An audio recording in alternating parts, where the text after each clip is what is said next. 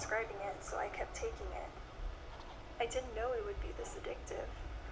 I didn't know how far I'd go to get more.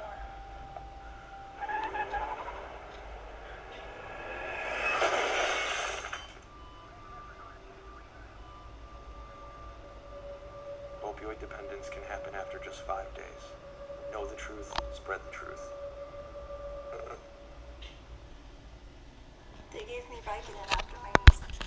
What's up, y'all? Bless up, knock out again.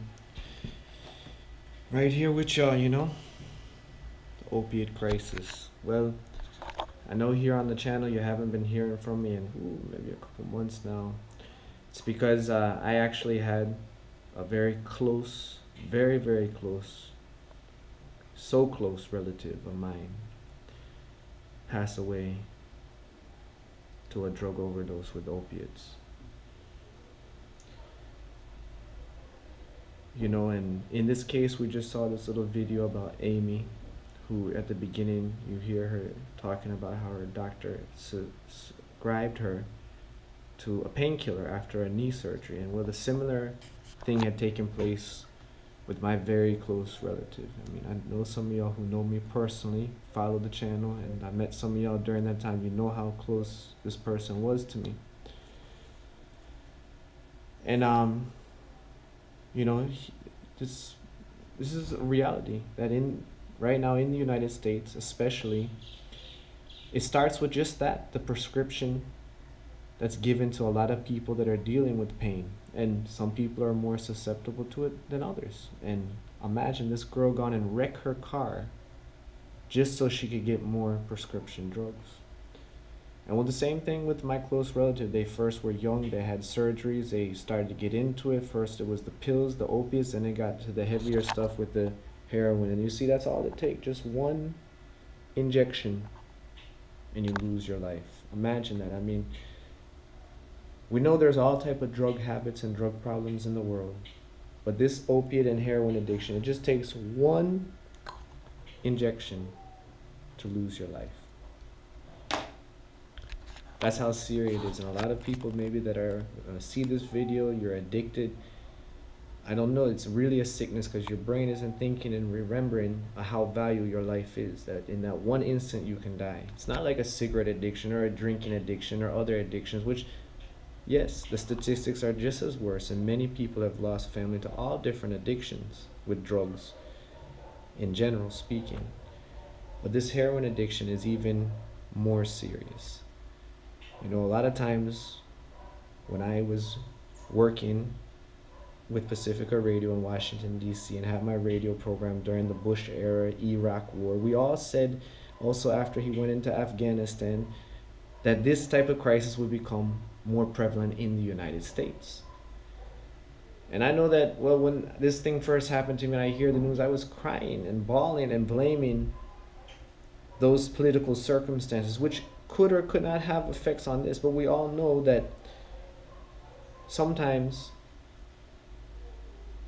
these major opiates come from places like Afghanistan and also from Mexico now. So it's not necessarily just that if we take that action. But what is it? Could be just people. Probably is just people. Some people have addictive behaviors more than others, especially at certain times of their life. For my close relative, they were very young, a teenager when they first were exposed to opiates, and this haunted them the entire life. Short life, 23 years old, a very young relative, 23 years old, just starting out in life. And we think about this crisis in a couple levels. To think of it as, well, the victims now of the crisis are us, the family that are left behind, and have to deal with the mourning, the grieving period, the what if we did this, the guiltiness of how we could have helped more, and all of that. The victims also are those still living with the addiction, because that addiction doesn't just go away so easily. I remember one of the last things that I shared with my close relative before they passed away, when they were in a recovery home at one point. I was able to visit with them.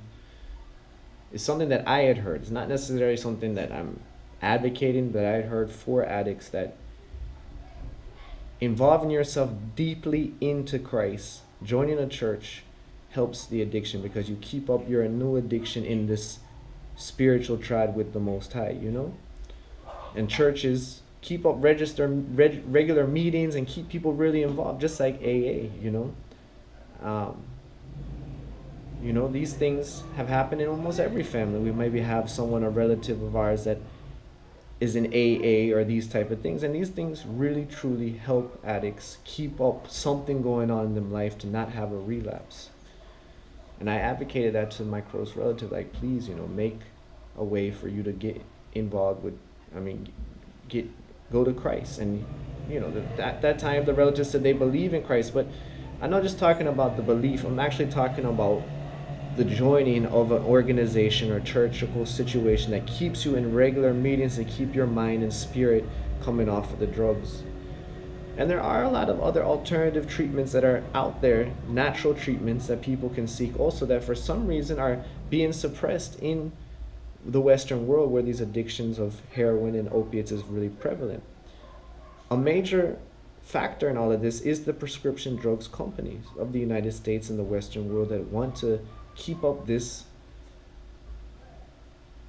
mentality of doctors just prescribing pills. We're in 2018. We're dealing with Wi-Fi and lasers and stuff like that. I'm sure that there's out there an invention that was made to treat pain without even using pills or any type of chemicals in your body.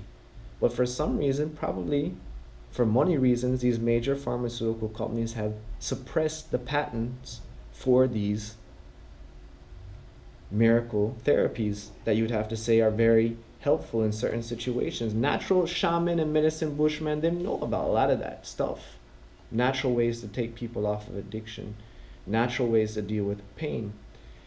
The surgery mentality of the Western world is such that they have knee surgeries, they have minor surgeries for beauty and other cosmetic reasons, and you know, this is not going to change. So what should change is the way that the health system treats these people dealing with pain, because there's all type of physical pain that people suffer and need a treatment for when they're dealing with hospital or doctor major surgeries. So these things being said, also the video going kind of long, that another factor too to consider is the entire drug war mentality that has been imposed on the Western world since the Nixon era. You see, many people maybe don't understand this, but if we look at the statistics out of countries that have decriminalized drug use, the treatment rates have gone up higher, because even though, okay, it's not outright legalization of all drugs, but it's a decriminalization program that maybe forces addicts to get off of the drugs. Instead of taking an addict, like for example in the United States, if someone gets caught with a drug like crack cocaine or heroin or other heavy drugs, they're probably put into the regular jail system. And nowadays, even there's been some videos that I watch where they have these people that even put themselves into a jail style mentality to treat themselves in the recovery time, that a recovery house is just not enough. So the way that we deal with addicts and criminalizing drug use is also a factor in fighting the opiate crisis and looking at a new way to overcome this crisis together, you know? Marijuana is already becoming legalized in the United States because people are waking up to see that that is just an herb. It's not a drug. But at the same time, other drugs that are very deadly should be looked at in a different way. We should begin to look towards decriminalization and treatment of drug users, because from an early start, if a drug user is caught with even a small amount, maybe that treatment and jail system specialized for an addict would help them in the future recover and become a sober citizen.